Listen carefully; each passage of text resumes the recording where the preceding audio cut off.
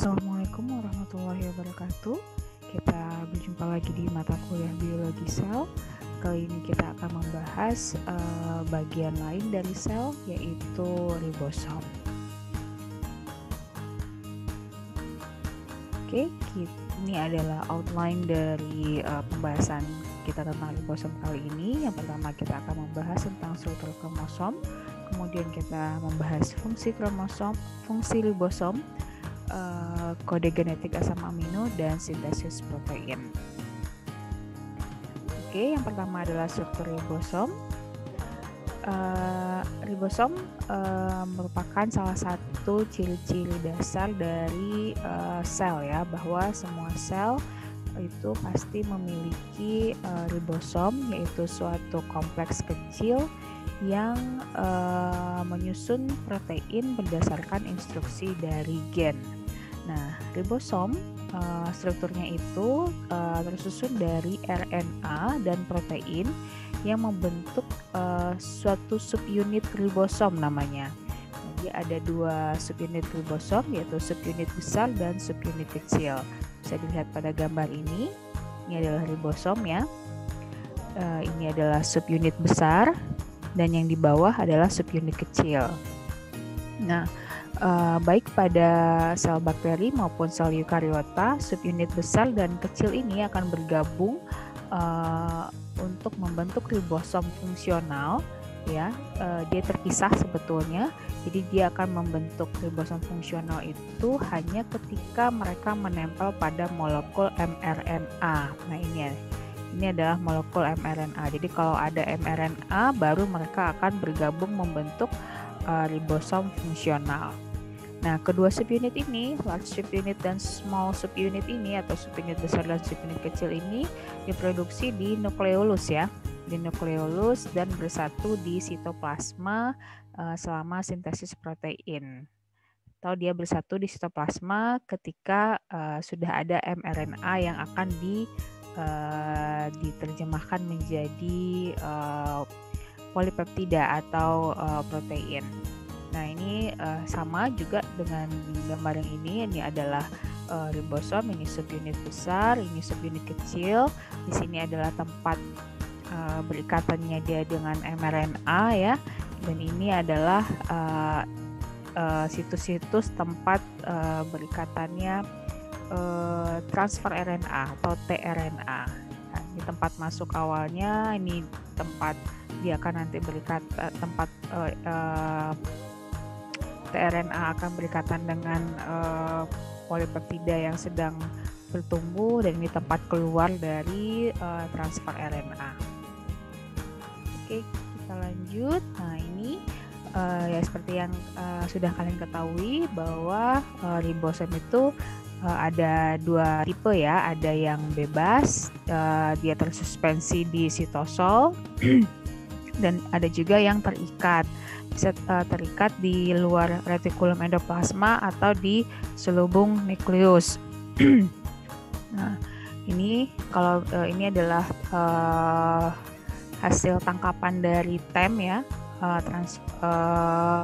bahwa di sini ini adalah retikulum endoplasma, dan yang kelihatan hitam-hitam ini adalah yang di sini, yang di luar sini ini adalah ribosom yang bebas di sitosol. Tapi kalau yang ini kelihatan ini dia nempel di membran dari retikulum endoplasma ini juga. Ini dia jika diperbesar dibentukkan dalam diagram, ini bentuknya ada subunit besar, subunit kecil, dan ini adalah model komputer dari ribosom. Ini subunit besarnya, ini subunit kecilnya. Nah, ribosom itu adalah organel sel yang terdapat pada sel prokaryotik maupun eukaryotik. Nah, ribosom dalam sel tumbuhan dan hewan itu ukurannya lebih besar daripada yang ditemukan pada bakteri. Mengapa? Karena ribosom yang menyusunnya pun ukurannya berbeda. Nah, ini ribosom pada E. coli, bakteri atau prokaryotik. Ini ribosomnya tuh disebutnya 70S, sedangkan kalau pada eukaryotik ini contohnya pada Ratus novergicus pada tikus ya, ribosomnya disebutnya 80S. Nah, yang kalau pada ribosom bakteri ribosom 70S itu terdiri dari subunit besarnya disebut 50S dan subunit kecilnya 30S. Dan ini kan tadi disebutkan bahwa subunit ini itu tersusun dari RNA dan protein. Nah, ini RNA yang menyusun subunit 50S yaitu RNA R ini adalah ribosomal ya, ribosomal RNA 23S dan 5S, kemudian proteinnya 31 asam amino. Kemudian kalau yang 30S itu disusun oleh ribosomal RNA 16S dan 21 ribosomal protein. Nah, kalau eukariotik ribosom 80S itu tersusun atas subunit besar 60S dan subunit kecil 40S dengan ribosomal RNA-nya ada 28S, 5.8S dan 5S. Kemudian ribosomal proteinnya 49 dan yang subunit kecilnya itu terdiri dari 18S ribosomal RNA dan ribosomal proteinnya ada 33 asam amino. Nah, ini lebih detailnya lagi ya, bedanya 70S dan 80S.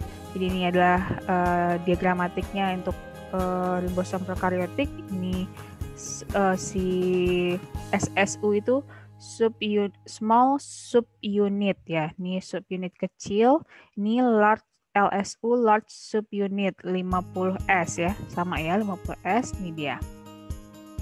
Ini komponen RNA-nya. Ribosomal RNA-nya. Nah, ini yang untuk eukaryotik 80S, 40S small subunit dan 60S large subunit. Ini terdiri dari 5S, 28S, 5.8S dan 18S.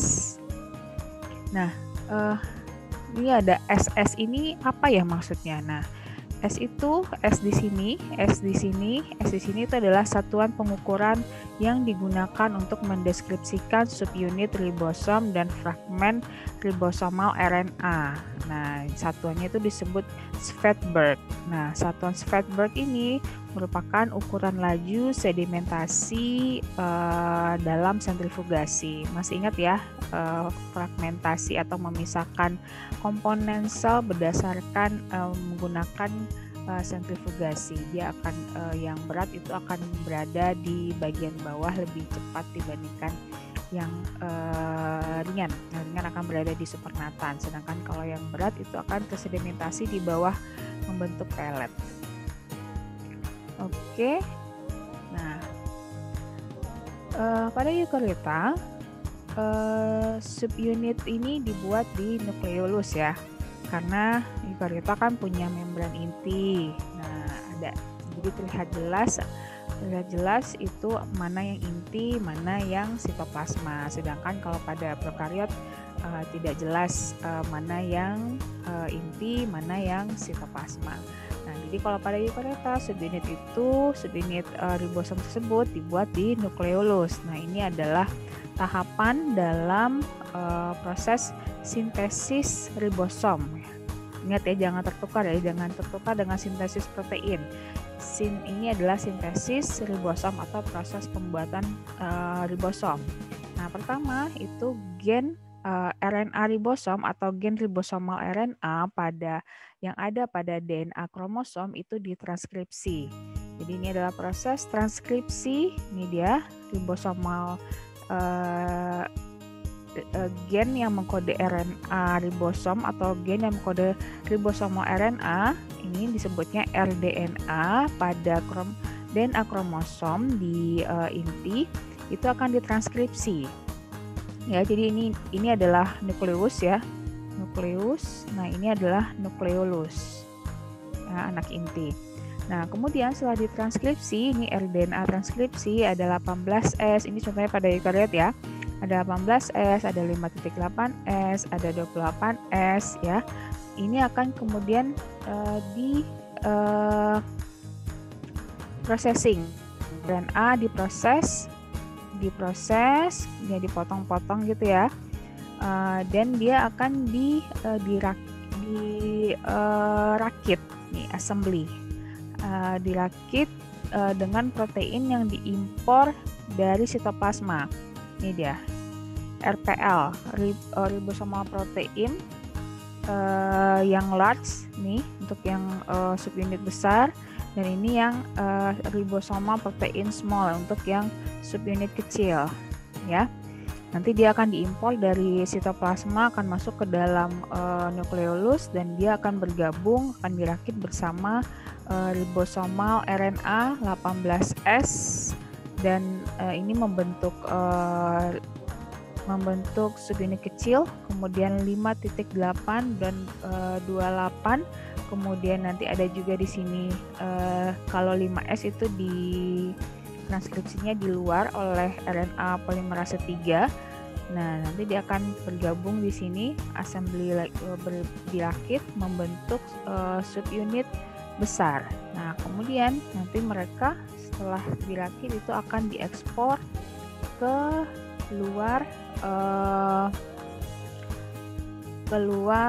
ke sitoplasma. Jadi subunit ribosom yang dihasilkan kemudian diekspor melalui pori-pori inti ke sitoplasma. Nah, ini dia 60S dan 40S. Dan di sini dia sudah bertemu dengan, kemudian di sini dia sudah menjalankan fungsinya. Ketika sudah bertemu dengan mRNA membentuk ribosom yang fungsional dan untuk dalam mensintesis protein. Di sini masih dalam bentuk polipeptida. Oke, semoga bisa dipahami.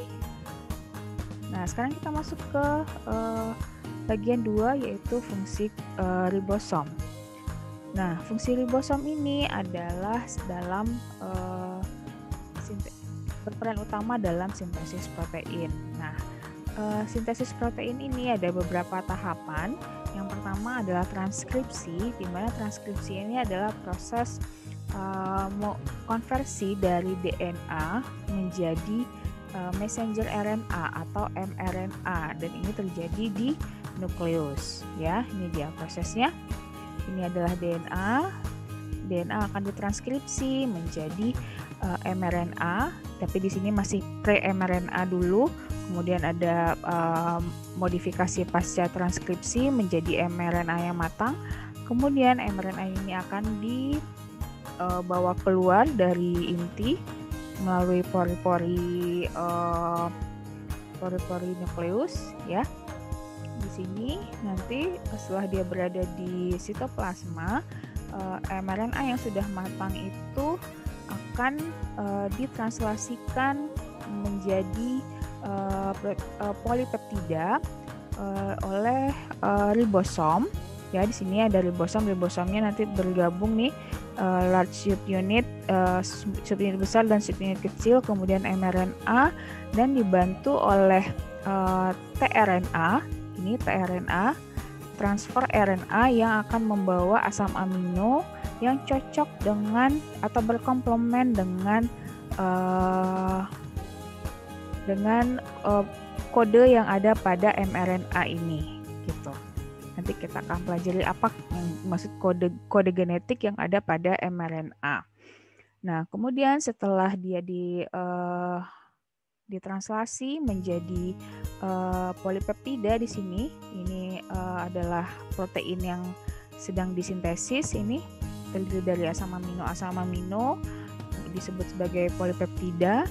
Kemudian nanti akan dilakukan pelipatan protein atau protein folding dan modifikasi pasca translasi.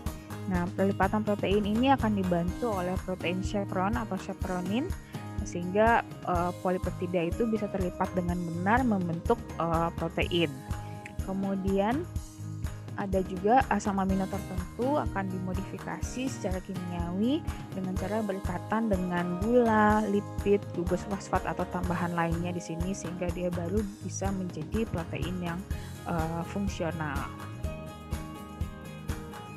Nah, sekarang kita masuk ke kode genetik asam amino. Nah, Kode genetik adalah urutan basa nukleotida dalam asam nukleat, baik itu DNA dan RNA yang mengkode rantai asam amino dalam protein.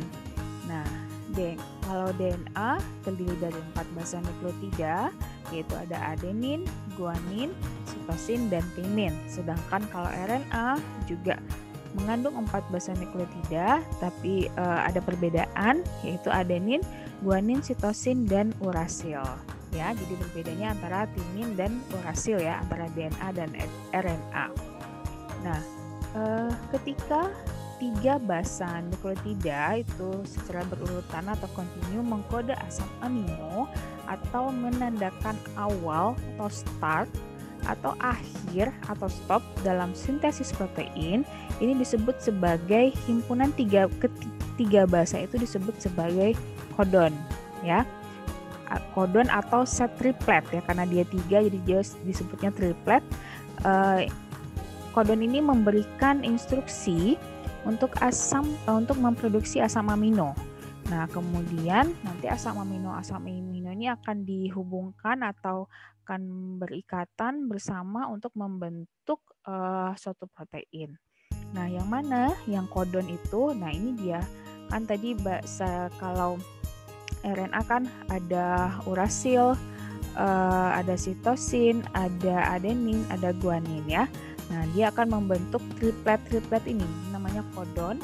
Jadi cara membacanya kalau U pertama, U kedua, U ketiga itu akan membentuk akan mengkode asam amino fenilalanin namanya. Kemudian kalau U C itu sama, juga akan mengkode fenilalanin. Kalau UA itu leusin, UG juga sama leusin gitu. Nah, jadi nanti akan ada kode-kode dari mRNA yang akan diterjemahkan menjadi asam amino. Makanya disebut sebagai proses translasi di sini. Nah, kodon-kodon ini ada yang berperan sebagai namanya kodon start atau tempat awal mulanya sintesis protein ya, penerjemahan itu ketika ada kodon AUG. Jadi kalau ada AUG itu artinya tempat awal mula inisiasi dari sintesis protein atau translasi, dan dia akan mengkode asam amino metionin. Nah, dan nanti kalau misalnya ketemu dengan kodon UAA atau UAG atau UGA itu artinya stop. Jadi proses sintesis proteinnya selesai kalau sudah ketemu kodon ini. Jadi misalkan bisa dicontohkan pada gambar ini. Jadi ini kan ada urutan ya, UGA, UUC bla bla bla bla. Nah, dia mulai akan menerjemahkan menjadi asam amino itu ketika dia bertemu dengan start kodon ini atau kodon awal, kodon mulai ya. AUG itu akan menjadi metionin. Kita lihat ya, AUG jadi metionin. Kemudian kalau kemudian lanjutnya adalah AUC. Kita tinggal lihat AUC ini dia mengkode asam amino apa. Kita lihat A, U, kemudian C. Jadi di sini ya, A, U, C. Dia akan mengkode ILE. ILE ini isoleucine kalau tidak salah saya. Kemudian kalau lanjut dengan UCG, kita lihat UCG. Nah, dia akan mengkode serin. Nah, terus kemudian sudah lihat ada UAA. UAA. Nah, stop. Berarti di sini stop. Sampai di sini saja polipeptidanya terbentuk gitu. Nah, ini yang disebut sebagai kode genetik asam amino. Nah, ini asam amino ini akan membentuk polipeptida yang akan menjadi protein nantinya. Nah, kemudian kita masuk melihat kepada sintesis protein pada ribosom yang terikat retikulum endoplasma. Nah, di sini akan diperlihatkan dulu perbedaan antara protein yang disintesis di ribosom bebas dan ribosom yang terikat membran. Nah, kalau sintesis protein yang disintesis di ribosom bebas atau di sitoplasma atau di sitosol, itu biasanya protein yang berfungsi di nukleus. Jadi nanti ini kan ribosom ya, ini mRNA, kemudian ini adalah protein, ini dia protein yang sudah jadinya. Protein ini nanti dia akan dibawa akan berfungsi di nukleus atau di mitokondria atau kloroplas atau peroksisom. Nah, sedangkan kalau yang protein yang disintesis di membran, contohnya di sini adalah yang di membran retikulum endoplasma, ini ada ribosom, ini adalah mRNA-nya, kemudian ini adalah protein yang disintesis atau masih dalam bentuk polipeptida di sini. Kemudian sudah selesai, ini terbentuklah protein yang sudah berlipat-lipat.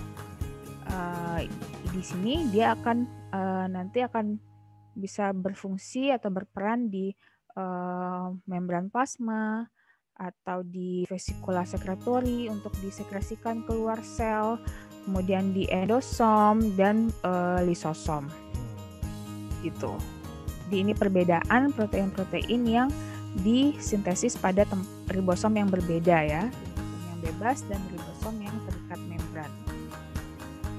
Nah, kita akan lihat bagaimana sintesis protein pada ribosom yang terikat membran, contohnya pada retikulum endoplasma. Nah, di sini ketika ini polipeptida ini sudah tadi kan mRNA sudah berikatan dengan subunit besar, subunit kecil dari ribosom ya. Kemudian sudah mulai tersintesis di sini, sudah mulai ada polipeptida yang bertumbuh. Nah, kalau ada dari protein tersebut, dari polipeptida yang sedang bertumbuh ini, dari ada yang namanya sinyal peptida atau peptida sinyal, dia akan dikenali oleh ini, oleh sinyal recognition particle atau SRP. Jadi partikel yang mengenali sinyal peptida ini, yang si hijau ini. Nah, kemudian ketika ini berikatan dengan ini, ketika SRP berikatan dengan sinyal peptida, proses sintesis protein itu di pause dulu, berhenti dulu sementara. Jadi halting synthesis momentarily. Jadi proses sintesis proteinnya di stop, di pause dulu, tahan dulu. Kemudian nanti SRP ini akan menuju ini, kompleks translokasi. Dia SRP ini akan berikatan dengan reseptor pada protein di membran retikulum endoplasma, bagian dari kompleks protein yang membentuk pori pada membran retikulum endoplasma ini. Nah, dia sudah berikatan di sini, kelihatan cocok pas di sini. Nah, kemudian nanti setelah dia si sinyal peptidanya menempel pada reseptornya, SRP-nya pergi gitu ya, lepas dari sini, lepas dari sinyal peptida. Kemudian setelah dia menempel di sini, sintesis polipeptidanya akan berlanjut lagi. Tadi kan di stop dulu sebentar, di pause. Nah, kemudian sekarang dilanjutkan proses sintesis proteinnya. Kelihatan ini ya lebih panjang dibandingkan yang sebelumnya. Kemudian nanti sinyal peptidanya akan dibuang ya, akan dipotong sehingga nanti akan dipotong dari reseptornya. Kemudian protein sudah selesai disintesis. Ketika protein sudah selesai disintesis, terlihat ini si ribosomnya, subunit besar dan subunit kecilnya memisah. Ini mRNA-nya. Jadi ini protein yang sudah jadi, kemudian dia mengalami pelipatan dan mungkin akan ada modifikasi, misalnya penambahan gugus gula dan lain sebagainya. Nah, selesai, nanti tergantung proteinnya ini akan kalau protein yang disintesis di sini mungkin akan menjadi bagian dari membran plasma atau akan dikeluarkan dari sel, atau dia akan berfungsi akan dibawa ke endosom dan berfungsi nanti terakhir di lisosom. Oke, mungkin itu saja untuk pertemuan kita kali ini. Terima kasih sudah menyimak. Semoga bisa memahami materi kali ini. Namun jika masih ada yang ingin ditanyakan, silahkan nanti kita diskusikan di Zoom. Terima kasih atas perhatiannya. Wassalamualaikum warahmatullahi wabarakatuh.